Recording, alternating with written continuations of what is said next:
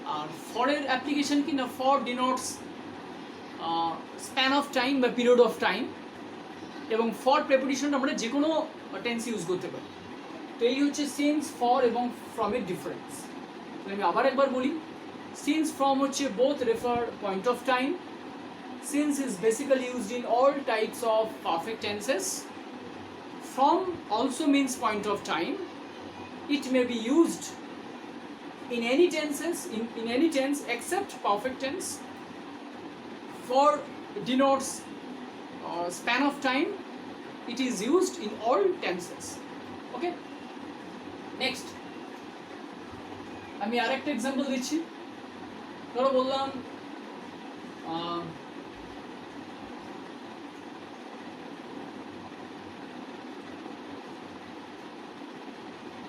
I am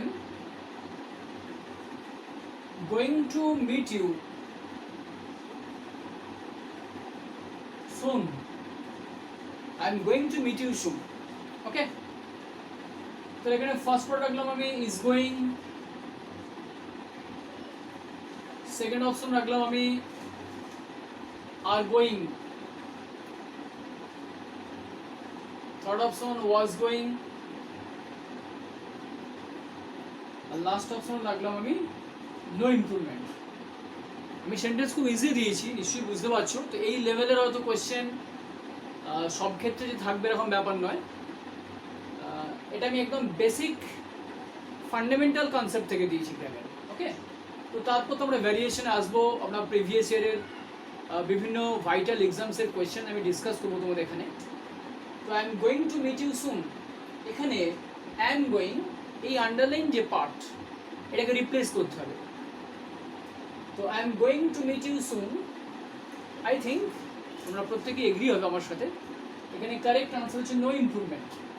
এখানে আমি কোনো অপশন এখান থেকে কোনো অল্টারনেটিভকে রিপ্লেস করবো না, তার কারণ দিস ওয়ান ইজ কারেক্ট।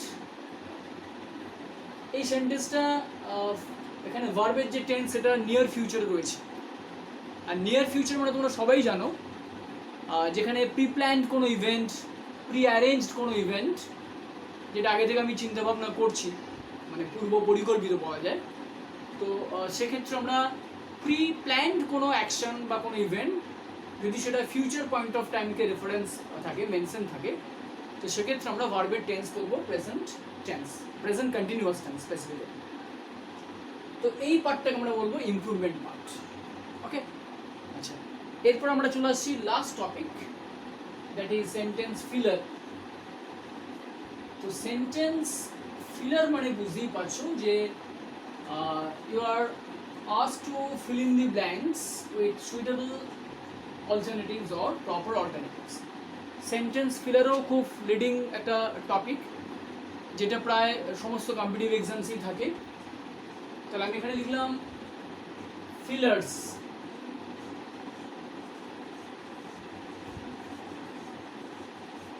আচ্ছা, ফিলার্স আমি এখানে একটা বিষয় একটু বলি। সেন্টেন্স ফিলার মানে কিন্তু সেন্টেন্সে যে ব্ল্যাঙ্ক থাকছে সেখানে কিন্তু গ্রামারের ইনফরমেশনও থাকতে পারে, আবার ইম্পর্টেন্ট কোনো ওয়ার্ড ওখানে প্লেস করতে হতে পারে। মানে ভোকাবুলারি এবং গ্রামার দুটো কিন্তু কম্বাইন্ড ব্যাপার থাকতে পারে এখানে। হতে পারে গ্রামারের parts of speech, tense, article, preposition ইত্যাদি চ্যাপ্টার থেকে কোয়েশ্চেন্স দিতে পারে। আবার ফিলারে তোমার একটা কারেক্ট ওয়ার্ড, একটা অ্যাপ্ট ওয়ার্ড ওখানে তোমাকে ইউজ করতে হবে ফিলারে, যেটা হলো সেন্টেন্সটা মিনিংফুল হবে এবং কারেক্ট হবে। ওকে, আমি দুটোই এক্সাম্পল দিচ্ছি। ফার্স্ট লিখলাম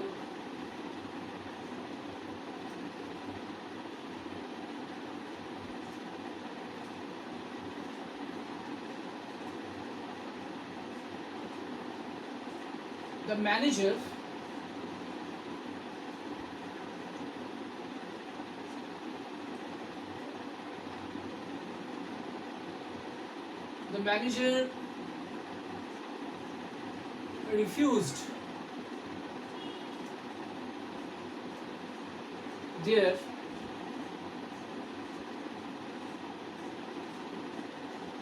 proposal। এখানে রিফিউজড ওটাকে আন্ডারলাইন করলাম, ফার্স্ট অপশন দিলাম ডিনাইড, সেকেন্ড অপশন দিলাম রিজেক্টেড, থার্ড অপশন দিলাম ক্যান্সেলড,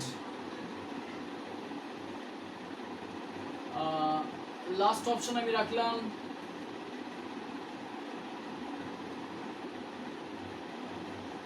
ডিফাইড। ওকে,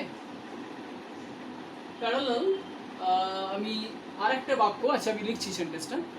তো এইখানে দেখো the manager refuse their proposal, তো এটা কিন্তু ভোকাবুলারি বেসড কোয়েশ্চেন দেওয়া রয়েছে, তো এখানে রিফিউজ ওয়ার্ডটা হবে না, এখানে আই থিঙ্ক বা তোমরাও নিশ্চয়ই এখানে সেন্টেন্সটা পড়ার পর বুঝতে পারছো, কারেক্ট আনসার হবে denied, the manager denied their proposal. তো বেসিক্যালি আমরা রিফিউজ ওয়ার্ড ইউজ করি ডু নট রিসিভ, রিফিউজ মানে ডু নট রিসিভ বা ডু নট অ্যাকসেপ্ট সামথিং, আর ডিনাই মানে হচ্ছে not to admit, not to acknowledge something as true. This is the basic difference between these two words, these two important words, refuse and deny. Okay, so rejected, cancel, defied, এখানে defy যে ওয়ার্ডটা লিখেছি, defy মানে হচ্ছে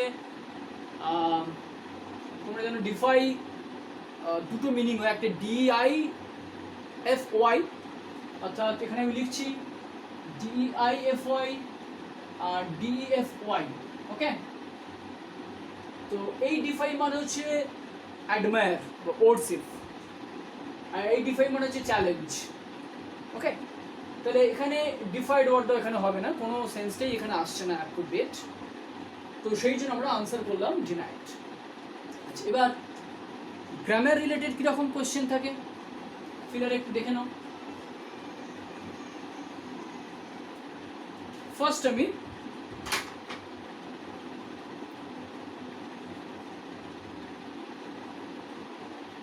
লিখলাম the workers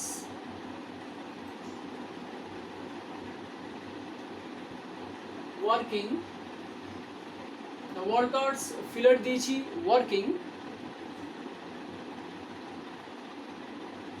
since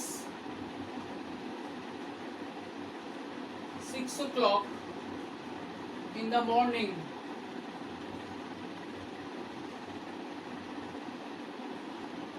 first option. সে এটা question number ধরো 5। ওকে, তো ফার্স্ট অপশন লিখলাম আমি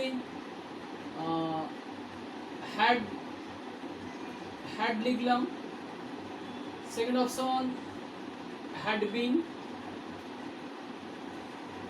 থার্ড অপশন লিখলাম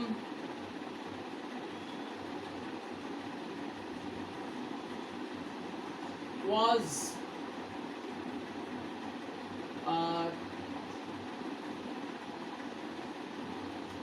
ডি অপশন লিখলাম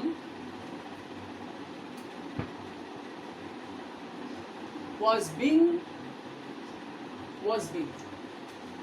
had been, was been, the workers dash working since 6 o'clock in the morning। তাহলে ফিলারের প্রপার ওয়ার্ড এখানে কি হবে? কারেক্ট আনসার তোমরা বলো। এখানে আনসার হবে the workers had been working since 6 o'clock in the morning, option B is the right answer। Why? না এখানে বুঝতেই পারছো যে এখানে একটা টাইম, একটা পয়েন্ট অফ টাইম রেফারেন্স রয়েছে, যে ওয়ার্কাররা সকাল 6টা থেকে কাজ করছে, তো since refers point of time, আর এখানে সিন্স প্রেপোজিশনটা আমি সিলেক্ট করছি তার কারণ হচ্ছে যে এই সেন্টেন্সের ভার্বের যে টেন্স, সেই টেন্সের মিনিংই দাঁড়াচ্ছে এটা ওয়ার্কাররা কাজ স্টার্ট করেছিল, they started their work 6 o'clock in the morning and it continued, এবং এটা পাস্ট রেফারেন্স। পাস্ট রেফারেন্স মানে হচ্ছে যেখানে স্টার্টিং অফ ওয়ার্ক, কন্টিনিউয়েশন এবং এন্ড সবটাই হচ্ছে পাস্ট। স্টার্টিং, কন্টিনিউয়েশন এবং end, everything refers past point of time. তাহলে এখানে হ্যাডবিনটা আমরা দিলাম তার কারণ সেন্স প্রেপোজিশনটা বেসিক্যালি ডিনোট করে পয়েন্ট অফ টাইম, এবং এটা নর্মালি বসে যে কোনো পারফেক্ট কন্টিনিউয়াস টেন্সে বা পারফেক্ট টেন্স। সেটা প্রেজেন্ট পারফেক্ট হোক, পাস্ট পারফেক্ট হোক, ফিউচার পারফেক্ট হোক, অথবা present perfect continuous, past perfect continuous, future perfect continuous. তাহলে সিন্স মানে হচ্ছে পয়েন্ট অফ টাইম এবং it is normal used in perfect অথবা পারফেক্ট কন্টিনিউয়াস টেন্স। তো সেই দিক থেকে এখানে আমাদের ভার্বের যে প্রপার টেন্স সেটা হবে হ্যাভ বিন। তো এইভাবে আমরা গ্রামার সেকশনে কারেকশন, ইমপ্রুভমেন্ট এবং ফিলার এগুলো পাবো। এবং এই ধরনের কোয়েশ্চেনের নেচার বা প্যাটার্নটা তোমরা নিশ্চয়ই বুঝতে পারছো। তো ফার্স্টেই হচ্ছে গ্রামের এই তিনটে জায়গা ডেভেলপ যদি করতে হয়, ইমপ্রুভ যদি করতে হয়, তাহলে অবভিয়াসলি বুঝতেই পারছো যে chapter wise, leading chapter wise আমাদের ফার্স্টে বেসিক বা এলিমেন্টারি কনসেপ্টটা আমাদের আগে নিতে হবে, গ্রো করতে হবে, এনহ্যান্স করতে হবে, এবং তারপর অবভিয়াসলি অ্যাপ্লিকেশন। কারণ অ্যাপ্লিকেশন যদি না হয়, তার মধ্যে যদি তুমি না যাও, যদি ইন্টারাকশন যদি না হয় লটস অফ নাম্বার অফ কোয়েশ্চেন্সের সাথে, তাহলে কিন্তু তোমার সেই অ্যাকুরেসির জায়গাটা, কম্পিটেন্সির জায়গাটা কিন্তু অ্যাচিভ করতে পারবে। ওকে, হ্যাভ এ গুড ডে। আমি আমার আবার পরের যে ক্লাস, সেখানে আমরা ভোকাবুলারি যে সেকশন, সেই সেকশনের বিভিন্ন কোয়েশ্চেন্স, কী ধরনের কোয়েশ্চেন থাকে উইথ অপশনস এবং ক্লারিফিকেশন, আমি সেগুলো নিয়ে ডিসকাস করব। Thanks a lot. ওকে।